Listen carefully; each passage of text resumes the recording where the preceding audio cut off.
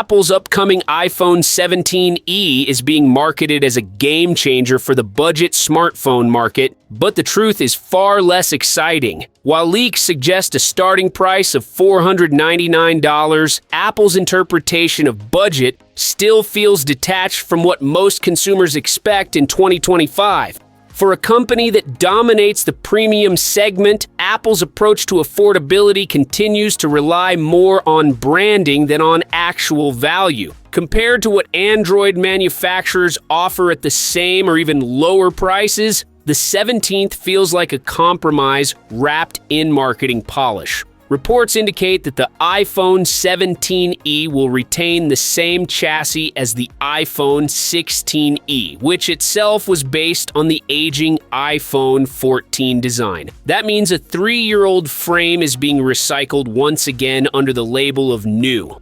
It's an efficient business move for Apple, but not a particularly inspiring one for buyers expecting something fresh. The phone is rumored to include a single rear camera, which will likely feature a 48-megapixel sensor similar to what's found on the iPhone Air and standard iPhone 17.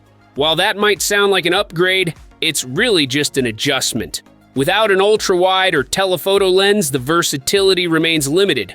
A noticeable drawback in a market where mid-range Android phones now offer multiple camera lenses and more advanced imaging features. Under the hood, the iPhone 17e will reportedly be powered by the A19 chip, though with one GPU core disabled to keep costs down. This mirrors Apple's strategy from the 16th, where a slightly weaker variant of the A18 was used. Performance will no doubt be smooth for everyday use, but this deliberate limitation underscores Apple's habit of controlling performance tiers to push users toward higher-end models. Alongside it, the new N1 chip will bring support for Wi-Fi 7, Bluetooth 6.02, and Thread connectivity. These are nice technical additions, but they won't dramatically change how most users experience the phone. It's another case of incremental improvement, measurable on paper but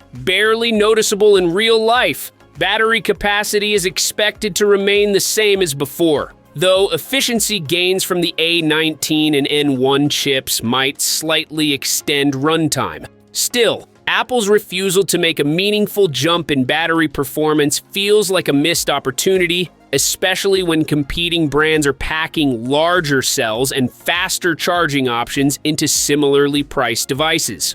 The display is also expected to remain at 60 Hz, which in 2025 feels unacceptably outdated for a smartphone that still costs nearly $500. Apple's so-called budget lineup doesn't truly compete with value-driven smartphones. It merely provides an entry point into Apple's ecosystem. The 17th is designed to be just good enough. Powerful, reliable, and familiar without being revolutionary.